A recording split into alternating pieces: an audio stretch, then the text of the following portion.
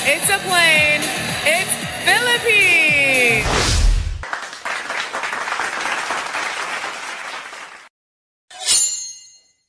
Grabe! Congratulations kay Michelle D kasi Best in National Costume ang Philippines sa Miss Universe 2023. Akalain mo yon? O di ba? May award ulit si Michelle D and huyo kayo mga bashers. Balikan natin itong actual performance ni Michelle D sa kanyang National Costume Competition sa Miss Universe 2023. So, she's a plane, she is a bird, she is Philippines. Yan, yun yung pagkakadescribe sa kanya according sa script na binasa ni Arbuni Gabriel, Miss Universe 2022. So, dito, mukhang simple, mukhang, alam mo yon, yung parang design is like Voltis 5. Meron siyang parang transformer effect. It's a fusion between modern, cultural, tapos societal, mga ganon. And it represents the whole Philippines na being resilient, ayan, tapos hardworking, na capable of conquering the universe. Kaya kung titignan nyo, nakapaka-unique yung design, pero kung titignan mo mabuti, the intricacy, it is very intricate, meaning ang daming details na makikita mo sa naked eye mo, kahit nagaganyan mo siya. Wow, ang daming details. Hindi yung pasimpleng ano lang siya, pasimpleng national costume, pero napakalinis kasi ng design, kaya hindi mo mapaghahalatang ang daming details. Lalo na sa likod, sa headgear niya, lahat ng parts ng kanyang national costume, very detalyado, ganyan kalinis. Kaya, nanalo as Best in National Costume. Pero, disclaimer ha, hindi na ito speculations, hindi po ito gawa-gawa. It's already a fact, and nagpapatunay po yan yung news sa ABS-CBN and lahat ng various sources ng news na nagpapatunay na nanalo ang Pilipinas sa Best in National Costume. You can check it out for yourself para maniwala po kayo. I-follow nyo na rin ako sa aking Instagram account, The Story of Anthony, kasi 1,000 followers na tayo ngayon. Thank you so much. Follow na. Ito na nga ang ebidensya ABS-CBN.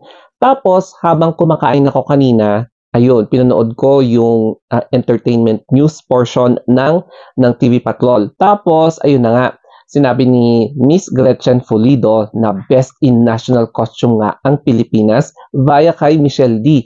Kaya congratulations din kay Barazzi. O yan, correct me if I'm wrong na naman dito sa pronunciation ko or sa name. And syempre, alangan naman na magpo-post ako agad kumakain ako that time. Kaya, ang ginawa ko, syempre, nag-search din ako kung merong pinost ang Miss Universe, pero wala. So, mukhang ang ginawa nila is inuna nilang in-inform yung mga broadcasting, yung mga journalists, para naman maiba ngayon. Hindi yung nauuna ang social media kaysa sa journalist. Pero hindi rin naman natin mabablame, kanya-kanyang way siguro of or style ng pag-a-announce ng award, especially sa katulad ng Miss Universe organization, no? Para naman maiba, di ba? Ito nga pala yung parang first na part, yung fitting, tsaka tinetest pa yung national costume, especially sa wings. Medyo mahirap gawin yan kasi kailangan talaga ng engineering eme-eme para to formulate certain, parang yung functionality niya. So, kailangan talaga ng battery, electronic kineme. So, para magkaroon talaga ng impact sa stage. Kaya nga naalala ko, sabi ni Shamsi, this is the first time na magkakaroon ng impact in the middle of the national competition na show. So, yun yung parang flap, pagbulaga. Ayan.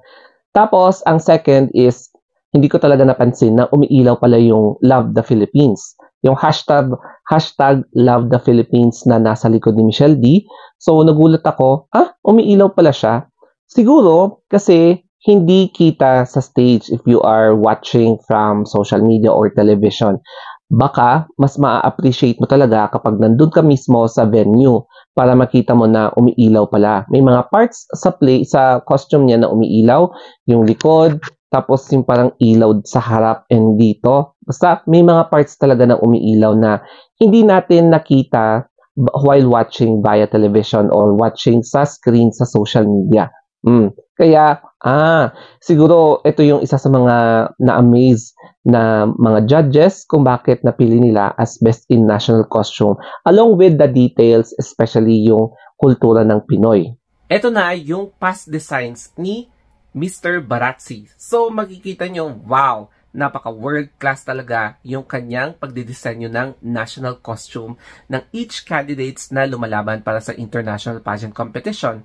So, no wonder na marami talaga ang gusto na siya ang mag-design para sa mga kandidata natin kasi biruin mo, ganyan no, ganyan kaganda. And hindi lang mga taga Pilipinas ang gustong mag-hire sa kanya kundi pati mga nasa ibang bansa. So ganyan siya ka-in demand. Lalo na ngayon, Best in National Costume sa Miss Universe. So bagong karangalan po 'yan and magkakaroon siya ng more credibility sa kanyang mga design kasi na-appreciate ng mga judges sa Miss Universe kung gaano kaganda siya, gaano kalinis, gaano ka-organize siyang mag-design. At eto na nga, so meron na tayong 3 awards sa Best in National Costume sa Miss Universe. So nung una ay si Charlene Gonzalez noong 1994. Naalala ko siya, I think grade mga elementary ako niyan. So, medyo matagal na and tandang-tanda ko pa yung night na or yung basta yung moment na na-awardan si Charlene Gonzalez. And then here comes si Gazini Ganados. Kung makikita mo talaga ang galing ng ginawa ni Carrie Santiago. Ayan, if I'm not mistaken, na ang linis, no? Ang linis ng pagkakagawa kay Gazini Ganados with all that birds. Kung mahilig ka talaga sa bird, ma-appreciate mo yung national costume ni Gazini Ganados. And then ngayon naman, kay Michelle D. Alam mo yun, yung parang sobrang simple tignan, pero kapag titignan mo talaga, magaganoon ka, maging exotalmos ka, ma-appreciate mo kasi wow, ang daming details. Kumbaga, kulang na lang kumuha ka ng magnifying glass, gaganon mo siya and ang daming bubulagta sa'yo ng mga details. So, ang mga designers na ganito, hindi lang all about sparkling or kineme ganyan. Mas importante rin talaga yung laman, yung content ng national costume, kung bakit siya ginawa. So, may substance talaga. Hindi lang candidate ang may advocacy, kundi pati na rin ang mga national costumes na may advocacy talaga. Nakakalungkot lang, no? May mga tao talaga na you cannot really please and very negative yung comments nila sa national costume ng isang tao. Hindi mo talaga may blame, no? Kung ganun yung mindset nila. Merong ina-associate ang kanyang pananaw, personal belief, yung iba naman political belief, yung mga ganong kineme. So, nakakalungkot lang, no? Pero anyway, they can now swallow it kasi nanalo ng Best in National Costume si Michelle D. At hindi biro na manalo sa mga ganitong patimpalak. Kaya, sana may natutunan kayo dito sa vlog natin about sa pagkapanalo ng National Costume ni Michelle D. Kasi this is a very sentimental award na pwede natin talaga na i-treasure kahit sa in the future generation kasi pwede ring i-inspire yung mga future designers na hindi lang sa kaartihan sa paggawa ng national costume kundi yung pagka-details niya tsaka pagka-relate niya or pagka-symbolic effect niya sa ating Pilipinas o diba sa history natin.